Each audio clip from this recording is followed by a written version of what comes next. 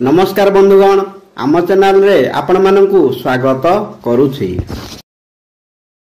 वास्तव पवित्रता नारी किए जानि नियंतु माता अनुसूयांकर पतिव्रता धर्मर महान कथा।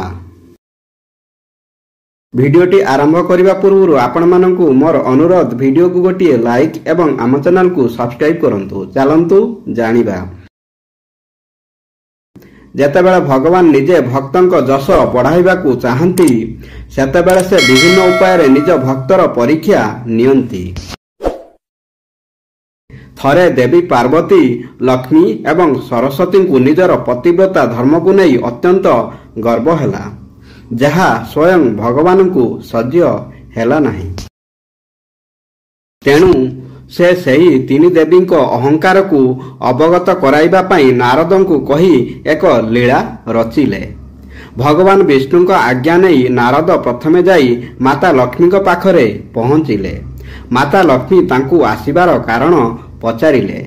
नारद कहिले जे से चित्रकूटरे थिबा महर्षि अत्रिंक आश्रम को जाइथिले। सेठारे सबुठारु अधिक पतिव्रता तांको पत्नी अनुसूया को देखि से बहुत खुशी होई गले। संसार रे तांको भली पतिव्रता आउ केही नाहंती बोली से कहिले। यह सुनी लक्ष्मी क्रोधित होई अनुसूया उपरे ईर्षा कले एवं भगवान विष्णु सेतेबेले आसी तांको तांको मन दुखर कारण पचारिले। माता लक्ष्मी भगवान विष्णु को कहिले जे अनुसूया पतिव्रता धर्म नष्ट कले ही से शांति पाइबे।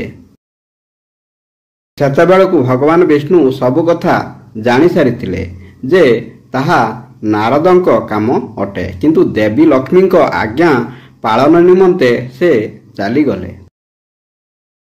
एपटे नारद कैलासरे माता पार्वती निकटरे पहुंचीबा परे माता पार्वती खुशी हेले एवं अमृतरे तैयारी होइथिबा मोदक देले।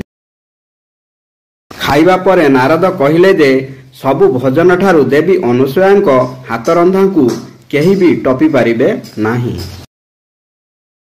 यहाँ परे पार्वती पचारिबा परे नारद अनुसूया किभली सारा संसारर सबुठारू पतिव्रता नारी ताहा कहिले। माता पार्वती तांको पाद धरी कहिले जेउ दिन से अनुसूया पतिव्रता धर्म भंग करिबे सेही दिन तांको पाद छाड़िबे।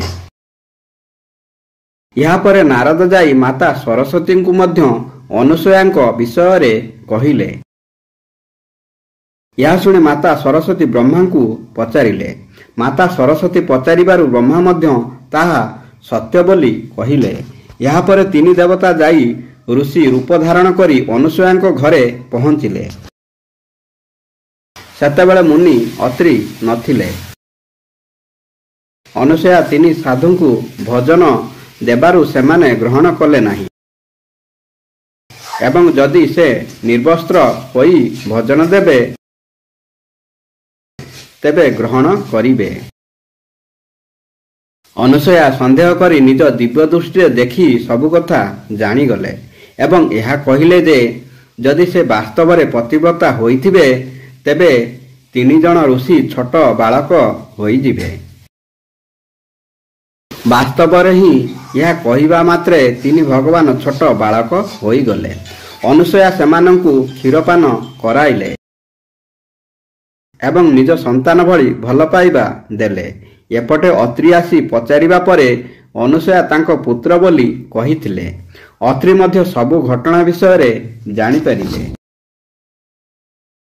अनेक दिन निज स्वामी न आसिबारु तीन देवी व्यस्त होई गले। सेमाने जाई चित्रकूटरे एकाठी होई नारदंकु देखिले एवं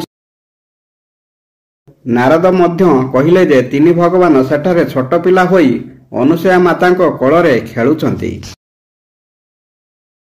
यह देखि तीन देवी बुझीगले जे यही कथारु जना पड़ी थाए जे देवी अनुसूया वास्तव में किभली पतिव्रता अटंती ताहा सबु देवी मध्य ग्रहण करिनेले। बंधुगण, भिडियोटी भल लागिले भिडियो को गोटिए लाइक एवं आम चैनल को सब्सक्राइब करिया को भूलिबेनी। ଧନ୍ୟବାଦ। ଜୟ ଶ୍ରୀକୃଷ୍ଣ।